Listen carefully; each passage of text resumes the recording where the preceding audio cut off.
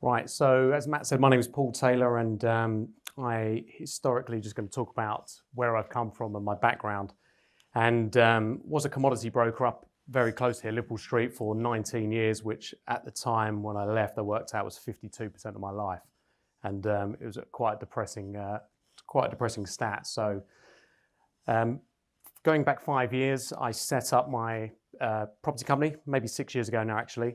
And decided when my son was born in 2012 that I really needed to change the way I was working, because being up in the city every day, commuting in, is a long day, is a long commute, and you wouldn't really see him growing up that much. So I set out 5 years ago to replace my income through property and other businesses, and in 2017 managed to semi-retire from the day job, and soon realised 3 months later that I can't chill out and I can't relax. And I then went fully back into property about 3 months later after tearing my hair out, what's left of it.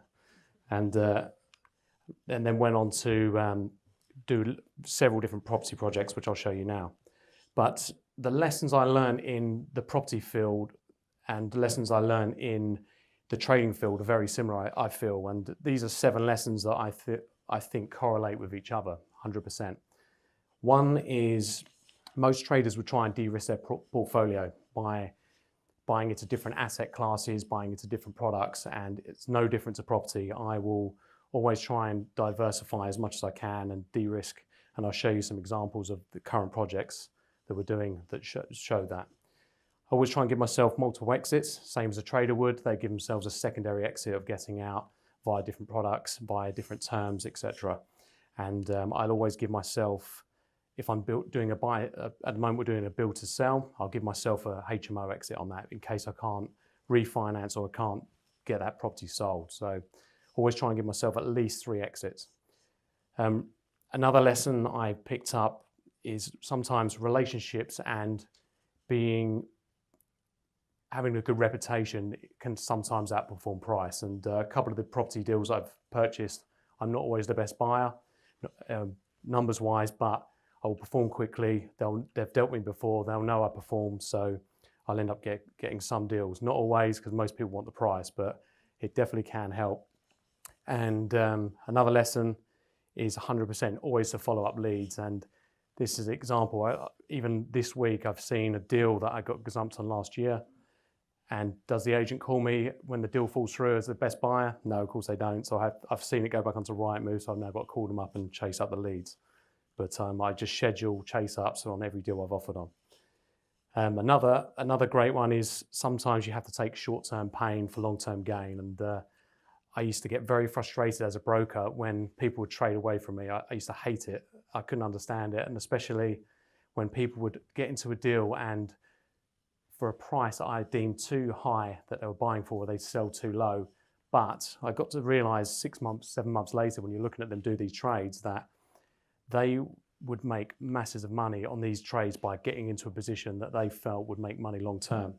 So it just shows you that that short-term pain of getting into the transaction would sometimes benefit massively by doing deals, and that can happen in property as well. And some of the best deals I've done, I felt at the time I was paying too much for, but the yields are there and they perform really well.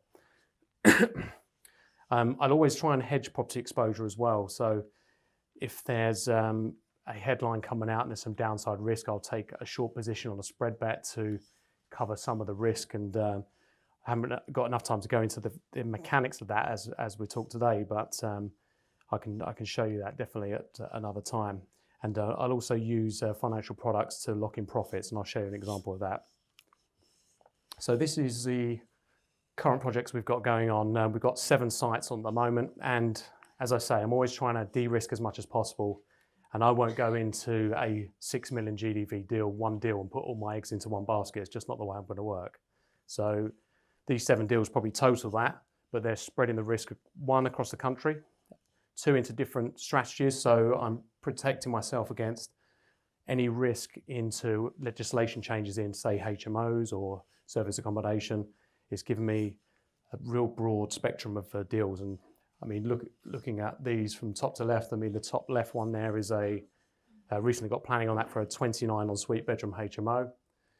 And there's various other deals, new build schemes, there's commercial to residential, vendor finance HMO, which is part of a challenge I'll talk about in a minute. And this one here was a very interesting purchase, and this was just pure persistence. And as I say, following up and chasing up every day.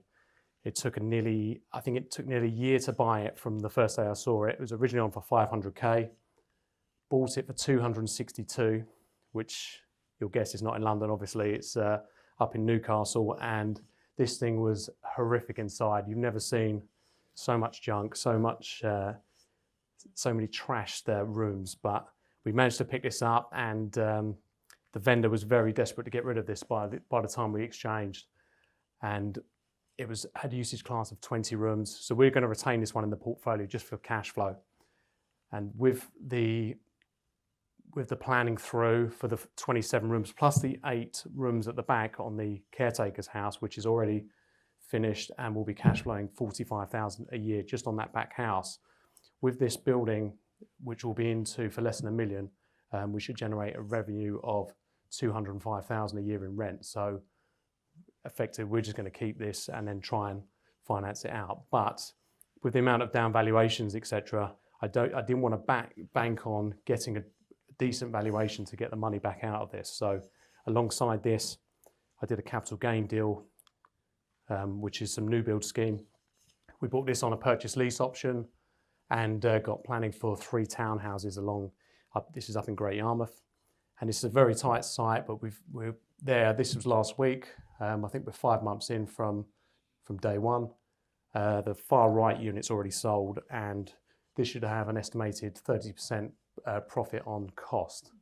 So with this ties in with my overall ethos that you're trying to have a balanced portfolio at all times. So with a HMO or many of the projects we will do, you'll end up leaving cash in. So I'll always try and do another deal in tandem that would give me the lump sum to replace that money. So I end up with leaving all the money, pulling all the money back out. So one other deal, this is very different actually.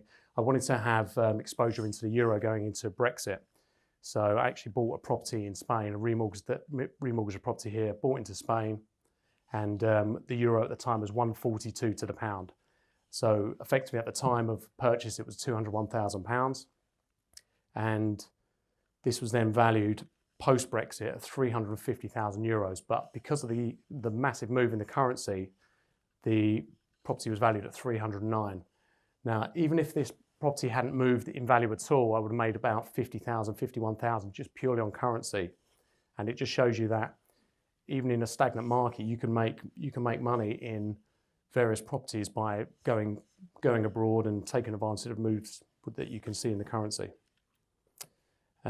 Also during this one, because I locked in a Euro ETF on this, so an ETF is an exchange trade fund, so you're effectively making a profit. If this exchange rate goes back again, I'll make profit on the ETF, so it covers that risk, so I don't have to sell it as my only exit. So often I get asked, if you don't have any money, I can't get into property, and I'm always arguing the case that you can. It's a lot harder, obviously. You're limiting your strategies, but rent to rent and purchase lease options, the site there I showed you with the new build, I mean, the option on that I think was very small amount. It's just the legal fees, and you don't need the cash up front. But I'm always talking to people about how you can build a pot to invest, and I'll go on to show you some of the case studies of how I've done that over this year. So I often get asked for advice on social media about how to bring in extra revenue. And you get a lot of people just arguing every case. So you'll say, the simplest way to, I'll give an example. I'll say the simplest way to make money is to buy stuff, get stuff for free, sell it for more. This is the simplest business out there for young people trying to start out. And I'll get every argument under the sun. They'll say they don't have enough time, they don't have enough money to invest. They say it's good for you because you've got money to invest. And I was fed up with saying, no, you don't need the money, you can do it. You can just go out, get stuff and start from scratch. And I kept saying the same thing over and over again in Ocknov and Deck last year. So I decided this year I would set myself a challenge to go from zero cash, using no contacts, using no existing relationships, and try and see how much money I can make in a year. The goal was to get to 100,000. And the main reason was to take my young son along on the journey and try and teach him about buying and selling and the value of money. So I literally started with zero January 1 and started hitting Facebook Marketplace. And I was literally looking for stuff for free around 5 miles from where I lived. And you can't be too proud to do this scheme. And yeah, I was literally knocking on people's doors, going to pick up something, picking up a headboard for free, going to sell it back on Facebook for £20 at the start because I'm starting with zero. I need a pot to start to invest. I literally did this for a couple of weeks, and we filmed the whole process through the year on my YouTube channel. And it's been a massive eye-opener of you really learn to appreciate the value of money. When you're spending out on property, you're spending thousands of pounds out here and there, and you easily sign off checks. When you're having to drive across town to go and nick a tenner off of a deal and then sell it off somewhere else, it really makes you value the money, and it's made me a lot more strict with the spending as well, which I'm sure my builders hate. So my first phase was this, literally getting the stuff for free. And then I use a small pot of cash and I would go to car boot sales on Sundays with my son, just walk him around. He would show me stuff. I'd tell him what to buy. And we're literally scanning things with the phone, literally scanning this stuff and see how much it would sell, buying it, then listing it. And then it evolved again. So we'd keep doing that every week. And then it evolved into buying from retailers in bulk. Now you can literally buy stuff in somewhere like TK Maxx and then sell it on eBay and probably double your money. It's crazy, and it happens all the time. And I've been doing it since January this year, and it's amazing how quickly it compounds. So, and then I went on to buy like grade A stock pallets. So I'm buying bulk, buying pallets from companies, and then selling that onto Amazon as well. So the beauty of Amazon is, because it's FBA, that's fulfillment by Amazon, you literally ship all your stuff into them and then they'll sell it on your behalf, because I don't want to be going down to the post office every day trying to sell a load of stuff out. I've got enough sites on that I can't commit too much time, and I was trying to prove that this can be done in a small amount of time with no money. And I would say I probably don't spend any more than 2 hours a day on this. I've just given up watching TV, which is a killer. But my ultimate goal was to have enough in this pot to then get back into property, back into my comfort zone, and then go from there. So this was a case study I did 2 weeks ago and filmed it. Can someone make £1,000 at a car boot sale on a Sunday in 2 hours? And the answer is not quite, but 2 hours 45, filmed us buying. We spent £370. We made £1,550, which has all now been shipped off into Amazon. And you think you do that every week, that's £61,000 a year, just by a couple of hours on a Sunday. And it can definitely be done. Like, people think, no, there's a load of old junk there. Honestly, there's stuff is there. I see it every week. And we religiously go, the two of us, every Sunday. And I'm often buying stuff for £1 or £2 that sell for 20. And I get as much reward out of doing something like that for a massive return as I do a multi-million-pound GDV property deal. And it's crazy, but the short-term gains on this stuff is very, very rewarding. And I'll give you a couple of crazy examples of the massive returns that we've picked up in the last 4 months. If any of you have seen the program Storage Wars, it's a program in the States where people go and bid on storage units that have been left that they haven't paid the bills on. So I did this. I went and bought a storage unit for £321 and walked in now, thought, been ripped off here. Had boxes and boxes and boxes of these magnets up the top right, you can see here. If anyone knows what they are straight away, they're doing better than me. It took me a couple of weeks to work out what they were. They're actually magnets to hold on your race numbers doing the marathon. And I worked out, I suddenly spotted these, and that they were selling for £9 to £10 each. And I had 1,500 of these things in my storage unit. And I've been selling them. I've probably selling about 2 or 3 a day ever since then, probably 3 months in. I think we sold about 150, so we're 1,500 plus all the other stuff in that unit with 2,000. I'll probably be selling these for the next 5 years, but it's going to be a massive return when it comes in, but it's going to take a while. And another one is these t-shirts you can see on the left, very, very niche design, but they're all like celebrities pixelated. And it was a bankrupt unit, and I got the unit for £250. There was about 1,200 of these t-shirts in there. And after a bit of research, I found this was a bankrupt company up in, I think it was in Belgium. And these t-shirts are now in a shop. That's them. I've done a JV with a shop as part of this challenge, and we're selling these at £35 a t-shirt. So even if I get half of these sold, imagine the returns on that 250. It's going to be massive numbers. Then it evolved even more. Then I had to take on a warehouse because this was about a month ago. I walked into another liquidation company, and this was right place at the right time. I was in there. I've owned a gym myself for 10 years, and so I know the value of the equipment. And they said, we've got a load of stuff coming in. Can you bid me on it? I saw the stuff. I thought I'd stuck a very low bid in, and lo and behold, I got the unit. The only problem was I didn't have enough money in the challenge to pay for it, didn't have any way to store it, and I didn't have any way to move it. So I had about 3 days of very stressful calls trying to get a unit.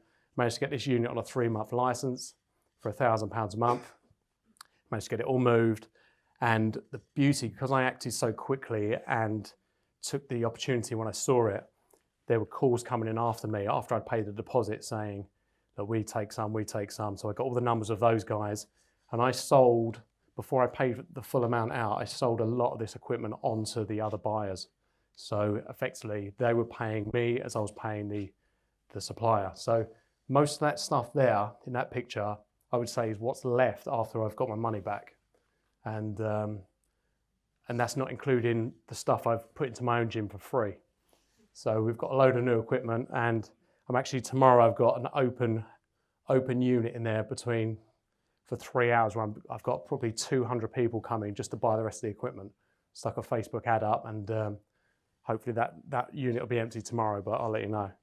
So effectively, I think I've out of that little deal, I think 40,000 is what's going to be left in surplus stock. What I sell it for is a different matter, but it just shows you, just by taking quick action, that you can get great deals like this. And the more I get out there and interact with people and spend time with them, the more contacts and the more leads you get and the more stuff you seem to be buying. I'm struggling not to buy everything at the moment.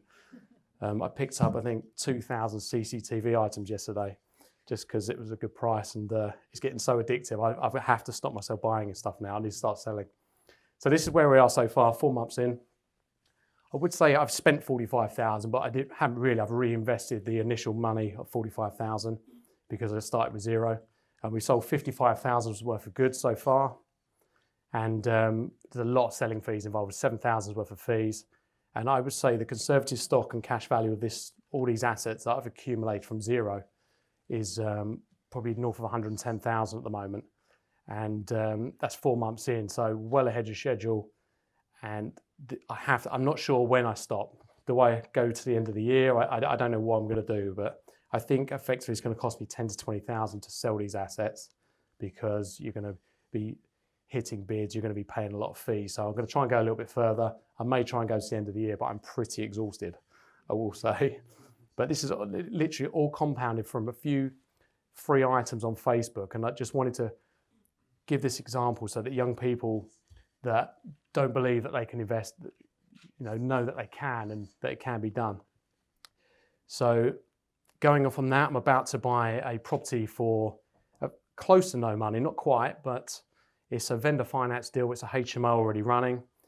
It's going to generate about 1,000 to 1,200 a month. So I'll buy that into this portfolio, and then all I need to do is buy the stamp duty. So I need to get a lot of gym equipment sold tomorrow, so to pay the stamp duty on that one. But it just shows you that you can go from zero to get into a property deal, and it definitely can be done. Now, literally anyone could do this. I'm not going to pretend I'm gifted or anything like that at trying to find stuff. I'm literally scanning the stuff when I see it. If it's got a barcode, I'll scan it, I'll see what the value is, and then I know what to bid. And that's as simple as that. It really is. Just takes a little bit of setting up, but it can definitely be done. And I think the basics of property are fundamentally the same as this challenge, because you're buying something, you're trying to add value, you're trying to present it to a different market, you're trying to repackage it. So I'm trying to repackage property and sell it on to other investors. It's exactly the same concept, and the basics of this are exactly the same. So I buy in bulk, I'll receive a discount. If I buy 5 or more units on property, then I'll get a discount. If I perform faster and quicker and more reliably than other buyers, then I'm going to get a discount. It's the same for both concepts. And the more you build relationships, the quicker and the better deals you get to see first. And that is the case in both of these examples, because I'm now getting calls with various random job lots that I don't even know if I want anymore, but I've got to say no to some stuff. But it's the same with property. We get a lot of calls of great deals that come through, and it's all about building relationships at the end of the day. And that's one of the biggest takeaways I've had from both doing this challenge. It's made me realize that even more. So that's about it. Hopefully I'll see you down at the car boot, so I'll just stay out of my turf. And that's it for me. Thank you very much.